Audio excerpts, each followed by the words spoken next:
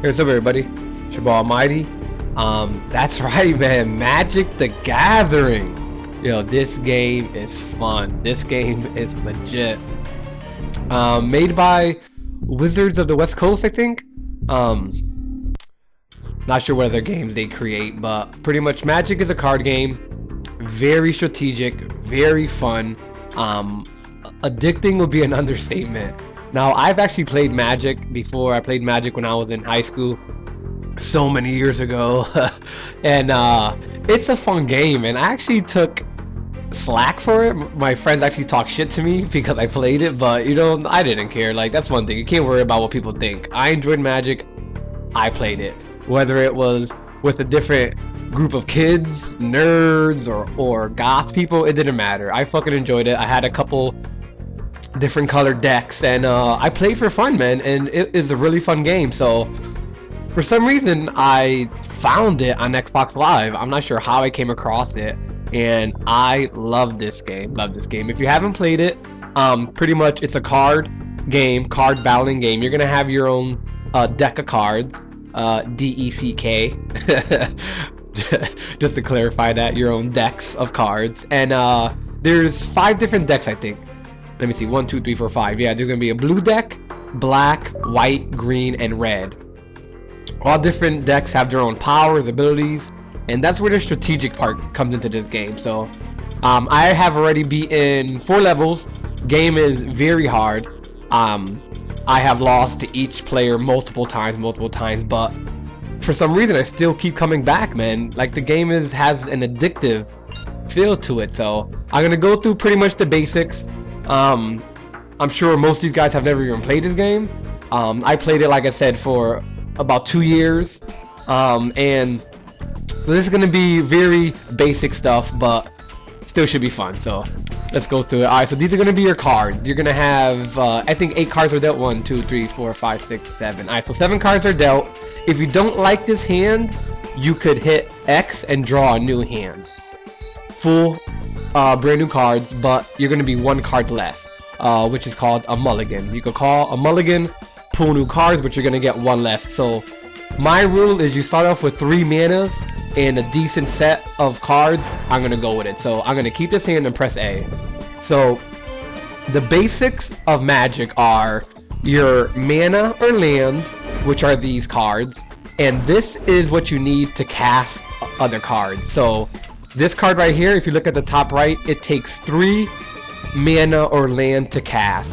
2 of pretty much whatever land you have, and 1 of the fire land. But for now, we only have single color decks, so pretty much it's going to cost 3 lands to cast this one. So I'm going to start casting my land now. And what it is every card has its own power. You're only allowed to cast 1 land per turn. So like, he's going to cast his water land and then cast a card if he can associated with it. So let's see, a Cloud Sprite. Flying Cloud Sprite can block only creatures with flying. Alright, that's pretty hot. So what is the creature? So this card right here, if you look up at the top, it only 1 symbol for land, the top right. That means it only costs 1 mana to cast, which he already showed you down here. And then down at the bottom right, you're gonna see the damage and defense, or attack and defense power of this character. He's a 1/1, so he's able to give 1 attack and he's able to take 1 attack before he dies. So there you go. So go to my hand.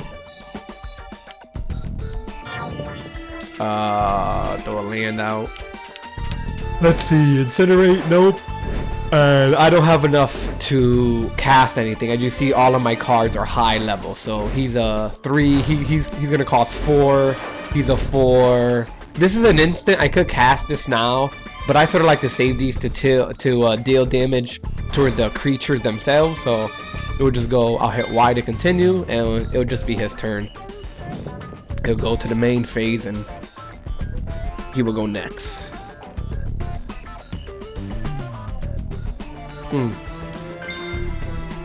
Forgot to hit Y. And so yeah, so this is pretty much the flow of the game. You're gonna get cards every round. You're gonna be able to throw a land card or mana. He's actually attacking me now, so when it's his turn, he's able to attack. I'm gonna take the attack. It's a 1/1 and I have no creatures to block. You need a card out to block, so he attacks me, I have no card out, the damage gets dealt, I go down to 19. So now it's my turn, I get a new card, and I'm gonna of course cast the land. You're able to cast 1 land per turn, and then another card with whatever card you have that you're able to cast with the mana. So this one I could cast, it's a cost 3. He's a 0/1, so which means he's not going to be able to deal no damage, but one of his powers is, if you look, he's able to deal 1 damage by tapping him. Oh god, this game is so deep. By tapping him, which means like turning him or using him in the game. You're not going to physically turn the card, but if you were playing this at the tabletop, you will have to turn the card, which is called tapping. But for now, I'm just going to play him. It's going to cost me 3 mana. As you see, my card's down low tapped. Now he just threw something on my card. An instant counter target creature spell. Oh, you bastard. Alright, so pretty much what that does is that counters. No sir, that dead him. So I couldn't even cast him. Oh, he had the blue. I think the blues are a lot of instant countering my spells. Alright, what is this? Wall of Spears. I remember this shit from fucking playing the card game. No sir. So he's a 2/3 defender with first strike. That means that he is a defender. He cannot attack, which means he cannot force his guys to attack me.